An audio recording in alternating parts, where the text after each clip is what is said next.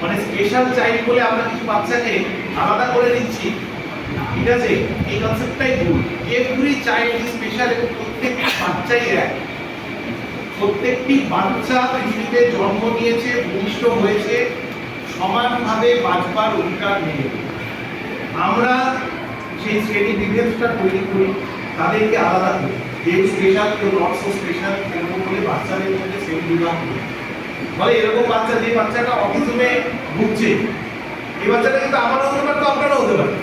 কিন্তু আমি যখন সেই টিচারের জায়গাটাতে থাকি, হেডমাস্টারের জায়গাতে থাকি, আমি আমার অন্যান্য বাচ্চাদের নিয়ে, অন্যান্য স্টুডেন্টদের কথা ভাবি, আর তাকে বলি এর জন্য তো আলাদা স্কুল আছে। অর্থাৎ তাকে আমরা যেটা বলি যে জেলখানা নয়, সংশোধনাগার। অর্থাৎ অপরাধীকে আমরা সংশোধন করব, সংশোধনের সুযোগ দেব। রিজন বলে তাকে যদি আমরা প্রথম থেকেই অপরাধী, সে আর মূল স্রোতে ফিরবে না, তাহলে তো আজকের ডেটে আমরা রামায়ণকে কোনদিন পেতাম না, তাই না? রত্নাকর যদি বস্তু ছেড়ে বাল্মীকি না হতেন, তাহলে কি রামায়ণের জন্ম হতো? সুতরাং জীবনে একটা কথা সবসময় শিক্ষকদের সকলকে একটা কথা বলবো, যে জীবনে সুযোগকে সবসময় সুযোগ দেবে, সময়কে সময় দেবে, সুযোগকে সুযোগ দেবে, সুযোগ কখনো হাতছাড়া করবেন না। এবং যারা আসছে, আমরা অনেক সময় দুটো শব্দে বিশ্বাস করি, সেটা হলো সহানুভূতি এবং সহযোগিতা। সহানুভূতির থেকে সহযোগিতা আমরা করি, কিন্তু সেটা অর্ধেক থেকে এমপ্যাথির দরকার আছে। আমরা এই বাচ্চাটা ভালোভাবে কথা বলতে পারছে না, সহানুভূতি দেখায়। যদি এরকম ভাবে ভাবতাম যে আমাকে সেই পরিস্থিতির মধ্য দিয়ে যেতে হচ্ছে, বা আমার বাচ্চাকে সেই পরিস্থিতির মধ্য দিয়ে যেতে হচ্ছে, তাহলে সেই বাচ্চাটার প্রতি আমার ব্যবহার কিন্তু সম্পূর্ণ অন্যরকমের। বিশেষ করে আমি সমস্ত শিক্ষকদেরকে বলবো, বা যারা অভিভাবক অভিভাবিকারা রয়েছেন তাদেরকেও বলবো, যে আমরা কেউ কারো থেকে আলাদা নই। আমি আমার মতো একটা পদে রয়েছি, কিন্তু দিনের শেষে আমি আপনাদের মতনই, আমার স্ত্রী আপনাদের মতনই। আমি বাড়িতে গেলে কিন্তু আমি কোনো এডিএম না, কিছু না, কোনো অফিসার না। আমার বাচ্চারও সেই সমস্যাই থাকে যেটা আপনার বাচ্চারও আছে। আমার বাড়িতেও ডাল ভাত খাওয়া হয়, আপনার বাড়িতেও ডাল ভাত খাওয়া হয়, তাহলে আমরা সবাই তো এক। সুতরাং এই জায়গাটা থেকে আমি বলবো, যেটা আমার বাচ্চারও সমস্যা হয়, আমার বাচ্চারও শরীর খারাপ হয়, আপনাদেরও হয়, তাহলে আমরা আলাদা কোথায় নেব? ঠিক তেমনিভাবে আমরা আমাদের কাছে যে চিলড্রেন স্পেশাল নিডস, তাদেরকে বা তাদের বাবা মাদের বিশেষ করে, আমি দুদিন আগে এক্স্যাক্টলি দুদিন আগে এক উচ্চ পদস্থ আধিকারিক তার বাচ্চাকে একটি প্রাইভেট স্কুলে ভর্তি করতে নিয়ে গেছিল, এবং সে এসে আমাকে পরে বলছে যে স্যার, শুরু থেকে আমাকে ফিল করালো যে আমার বাচ্চাটা আলাদা। তখন আমি তাকে একটা সাজেস্ট করলাম যে তুমি এই জায়গাতে যাও, গিয়ে চেঞ্জ দেখতে পারো কিনা দেখো।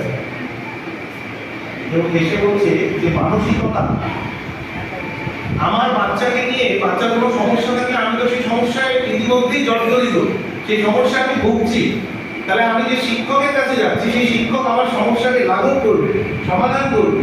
উনি আমাকে আরো ফিল করালেন যে আপনার সমস্যাটা খুব গুরুতর। কিন্তু পরবর্তী ক্ষেত্রে তার অভিজ্ঞতাটা যেটা হলো, যে গিয়ে আমি ফিল করলাম যেন সেই শিক্ষিকা আমার বাচ্চাটার জন্য অপেক্ষা করছিলেন। তাহলে মানসিকতায় কত বড় পরিবর্তন আনলো, এবং এই মানসিকতার ব্যবধানটা কিন্তু সবার আগে কে দেখলো? বাচ্চা। একটা ছোট্ট গল্প বলবো, ঠিক আছে? আমার ছেলে মোটামুটি রেজাল্ট করলো, মোটামুটি, আমরা তাদের খুশি। বাচ্চাকে প্রেশার দিয়ে কি হবে? 25-এ এমবিবিএসটা 25-এ মোটামুটি 17-16 পায়। আমি যদি একটা প্রশ্ন জিজ্ঞেস করতাম, আগে পরীক্ষাচ্ছে ইমপ্রুভ করেছি, সেটা দেখাতো সবচেয়ে বেশি জরুরি। 25 পেতে হবে। একবার সত্যিকারে আমার না মানে গার্জেন কল করলো, আমাকে আমার স্ত্রীকে স্কুলে ডাকলো। তার কারণটা বলছি, যে আমাকে আপনারা বললেন ফটো করেন, এত সুন্দর পড়াই, ঠিক আছে? আমাকে মেসেজ করলো যে তুমি সারাক্ষণ গায়ে হাওয়া গিয়ে অফিসার সেজে ঘুরে বেড়াও এদিকে ওদিকে, বাচ্চাকে পড়াও। আমি বাচ্চাকে পড়ানোর দায়িত্ব নিয়েছিলাম, এবং গিয়ে ওখানে শুনলাম দুটো সাবজেক্টের দায়িত্ব নিয়েছিলাম, ইংরেজি ও ইংরেজিতে 3 পেয়েছে, অঙ্কে 2। মিসেসকে বলছে, আমাকে জিজ্ঞেস করছে যে ওর কি কোনো মানসিক সমস্যা বা কিছু হয়েছে, কিছু পরিবর্তন করতে দেখছে? বলি কেন? বলে না, হঠাৎ করে মার্কসটা এতটা কমে গেল, কি হলো 1 মাসে? মিসেস আর বলতে পারছে না, তার কারণ শিক্ষক, সেই শিক্ষকটা আমি ছিলাম। ওকে, সুতরাং এই কথাটাই বলবো। আমি জাস্ট এই কথাটাকে রেজ করলাম এই কারণে যে জীবনে সেরা হতে হবে কেউ বলে। জীবন itself is such a big thing না। যখন যখন আপনারা সমস্যায় পড়বেন, মাঝে মাঝে জীবনকে মনে হয় কি যে কিচ্ছু নেই জীবনে, হ্যাঁ জীবনটা তো বোরিং, ফালতু জীবন, জীবন অনেক কিছু দরকার। কিন্তু জীবনে যখন সমস্যা আসে, তখন নির্ঝঞ্ঝাট, নির্বিবাদ, বোরিং জীবনটার গুরুত্ব কত তখন আমরা বুঝতে পারি। সুতরাং প্রত্যেককে বলবো যে আমরা যে জীবিত আছি, বেঁচে আছি, দিস ইজ এনাফ। জীবনটা খুব সুন্দর, প্রত্যেকের কাছে সমান, প্রত্যেকের কাছে সুন্দর। এটা আমরা কিভাবে ট্রিট করি তার উপরে ডিপেন্ড করে।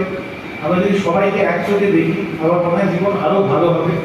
সহযোগিতা অবশ্যই আসবে, কিন্তু সেটা সহানুভূতির থেকে নয়, যেটা বললাম সহমর্মিতার থেকে আসুক। তাহলে সহযোগিতা অনেক আন্তরিক হবে, পৃথিবীটা আরো একটু ভালো হবে।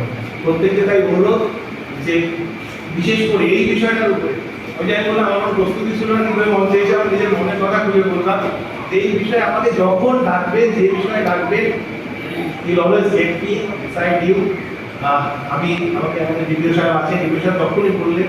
কালকে আমি আসতে পারিনি, আজকে এলাম, এবং থ্যাংক ইউ সো মাচ। আপনারা ভালো থাকুন, প্রত্যেকটা বাচ্চাকে সমান চোখে দেখুন, সকলে সুস্থ থাকুন।